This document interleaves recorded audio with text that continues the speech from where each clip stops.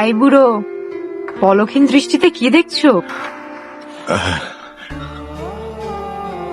দেখছি আমার মাতা খাদিজা বেগম, আমার কন্যা তোহরা বানুকে।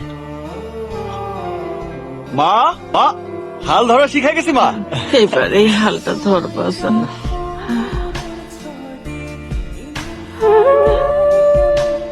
ইস, তোমার তো জ্বর মা, গা তো একেবারে পুড়িয়া যাইতেছে। 2 দিন 2 রাত আমার কেউ নাই কেন, কি হয়েছে কত? জ্বর আর শরীরে ব্যথা।